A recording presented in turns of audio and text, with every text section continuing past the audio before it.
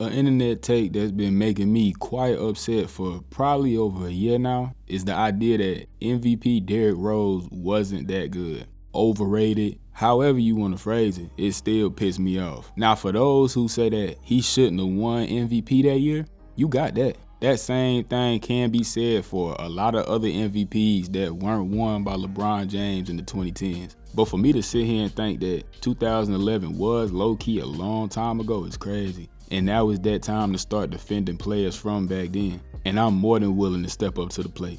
Reddit specifically has recently taken me over the edge, seeing a multitude of folks calling Derrick Rose's early and quick peak into question. Seeing people bring up the stats is the most funny part about it to me personally. 25-8 on some questionable looking splits over 81 games. Oh, those stats wouldn't even have you in MVP talks today. He sucks. Again, these numbers are from 2011. 25 points per game was good for 7th in the league, and D-Rose scored the 4th most overall points that year, only trailing KD, LeBron James, and Bean. Also, league-wide, teams only averaged 100 points at the time. Obviously meaning that most teams in 2011 averaged fewer than 100 points a game. The league-wide point average today is 115. Nobody averages less than 100 no more. Even the putrid offense that is the Memphis Grizzlies averaged 106. The 2011 Chicago Bulls themselves only averaged 99 points every game,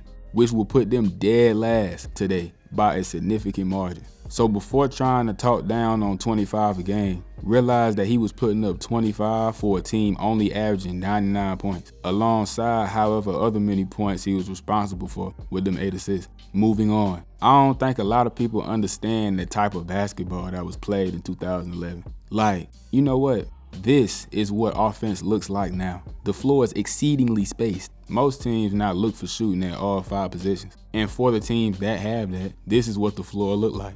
The paint is butt booty naked. In 2011, Derrick Rose wasn't some great 3-point shooter. He primarily did his damage inside the arc with his marvelous athleticism and his float game. 2 big lineups were a thing in the early 2010s, so having Carlos Boozer and Joakim Noah in the paint did their spacing no favors. Even still, D-Rose was getting to the paint almost at will.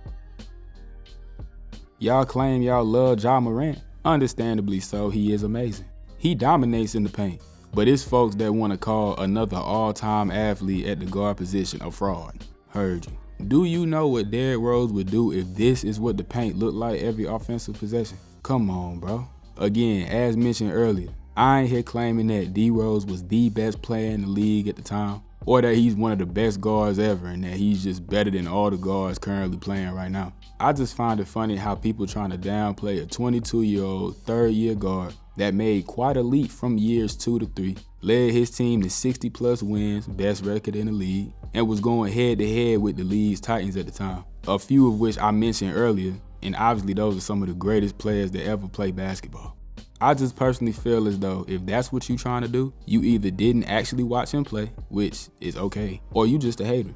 You can't try and check him by pulling up some of his numbers and compare it to anything of today. Basketball now is a completely different game than it was 13 years ago. There's a lot of context that need to be added. Y'all gotta stop leaving it out to try and force some kind of narrative.